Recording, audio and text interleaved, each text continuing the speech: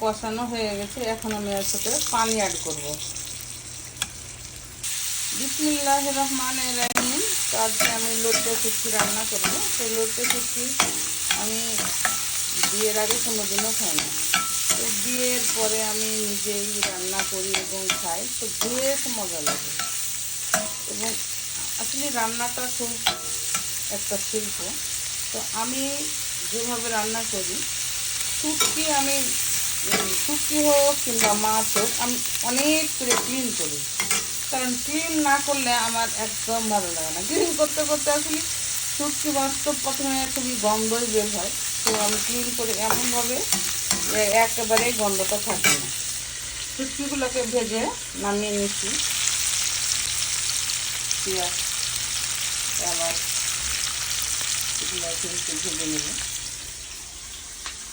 লোটে শুটকির মধ্যে এখন কাঁচামরিচ আর রসুন আমি দিয়ে দেবো।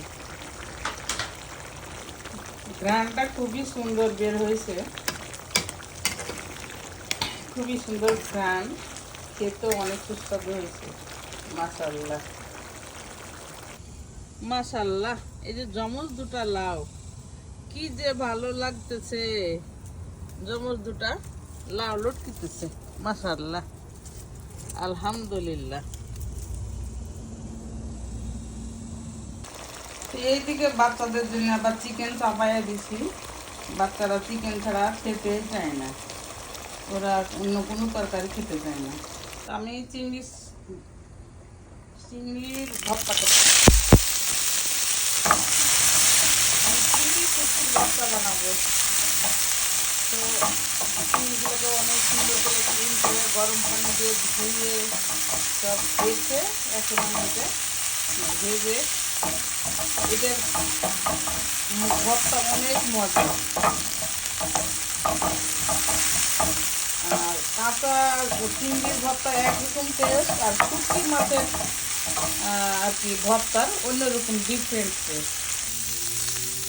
এখন বেটে নিলেই হয়ে গেল চিংড়ি শুটকি ভর্তা। তো আমার রান্না বান্না শেষ। বাচ্চাদের চিকেনটা খুবই সুস্বাদু হয়েছে। আর এটা তো অত্যন্ত লোভনীয় একটা তরকারি যারা শুটকি পছন্দ করে।